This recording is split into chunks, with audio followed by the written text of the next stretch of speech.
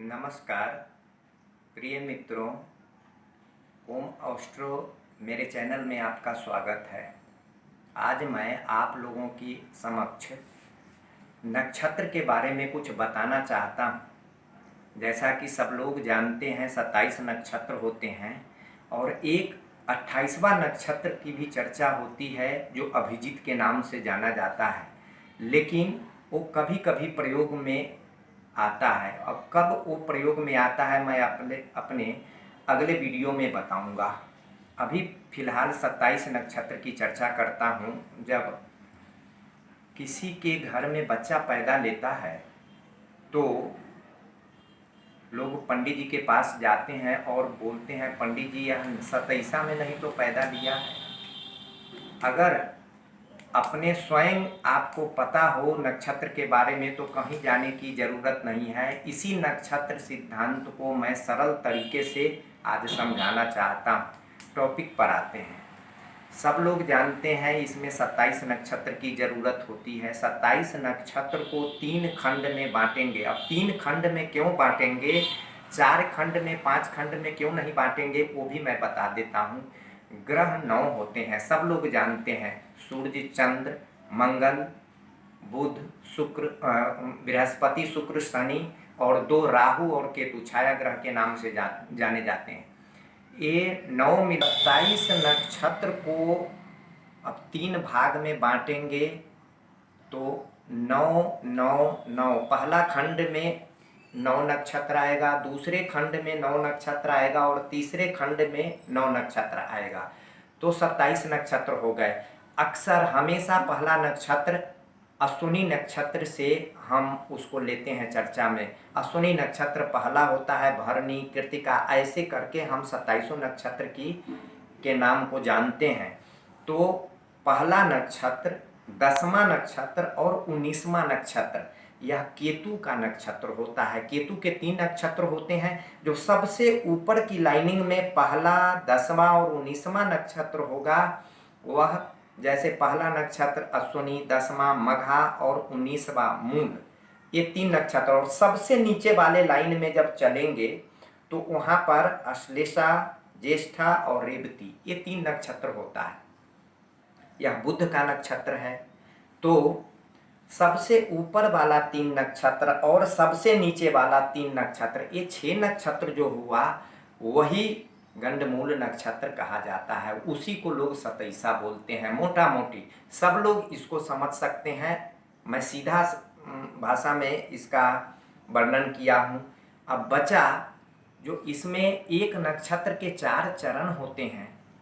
कौन सा चरण घातक होता है जातक के लिए या उसके परिवार के लिए या समाज के लिए या धन के लिए, और कौन सा अच्छा होता है, ये मैं नेक्स्ट वीडियो में अपने बताऊंगा। लेकिन अभी इतना बता देता हूँ कि जैसे रेवती 27वां नक्षत्र बुध का नक्षत्र हुआ, तो रेवती का अंतिम चरण और फिर 27 से पहला नक्षत्र पर आएंगे तो पहला अश्विनी है, तो 4 चरण होता है। उसके अंतिम चरण जब उतरती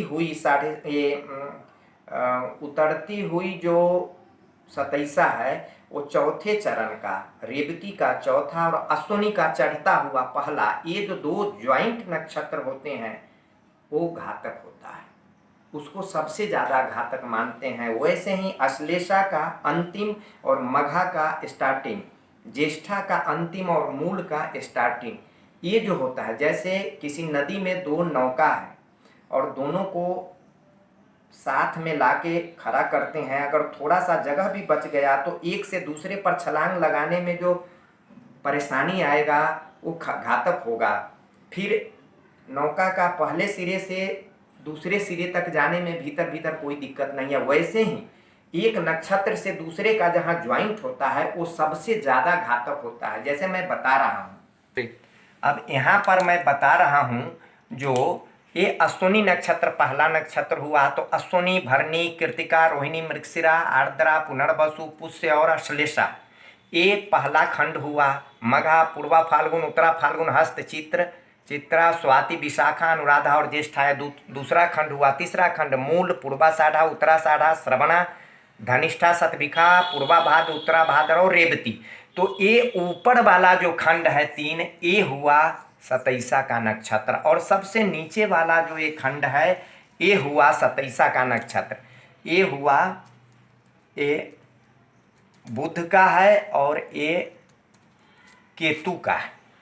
ये बुध, केतु और बुध का हुआ। तो ये तीनों जो होता है ऊपर वाला, और पंचांग में आप देख सकते हैं एक नक्षत्र 24 घंटे का होता है, उसको 4 भाग में बांटेंगे तो 6 चौका 24, 24 घंटे का एक नक्षत्र, तो 6 घंटे का एक चरण हुआ।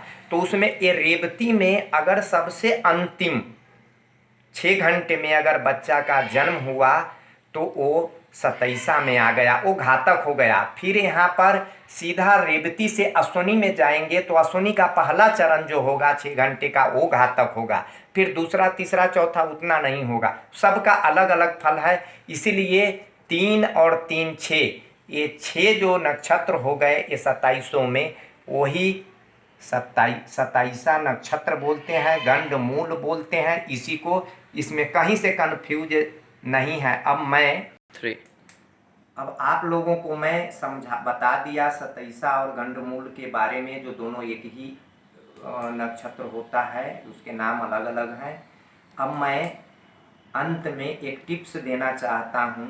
अक्सर लोग कहते हैं कि पैसा तो बहुत कमाते हैं, बचता नहीं है, कर्ज में डूब जाते हैं, आता है चला जाता है, रुकता नहीं है। तो उसके लिए एक से सबसे छोटी सी टिप्स है, जो जब घर में आप शाम के समय बल्ब जलाते हैं, स्विच ऑन करते हैं बल्ब का, तो उस समय पैर हाथ धोकर थोड़ा सिर पर जल छीट के पवित्र होकर के, और तब स्विच ऑन करें, और बल्ब जब जल जाए तो दोनों हाथ जोड़ के प्रणाम करें। वो उससे कुंडली का पंचम और नवम भाव, ये दोनों जो है सो मजबूत होता है। और पंचम भाव विद्या बुद्धि संतान का होता है, नवम भाव भाग्य का होता है, और दोनों के मालिक भगवान विष्णु होते हैं। तो उससे कुछ दिन ऐसा करने से, लगभग 43-44 दिन जब कंटिन्यूअस ऐसा करेंगे, तो आपके पैसे में जो खर्च अनावश्यक होता है उसमें ब्रेक लगना शुरू हो जाएगा। इति शुभम, नमस्कार।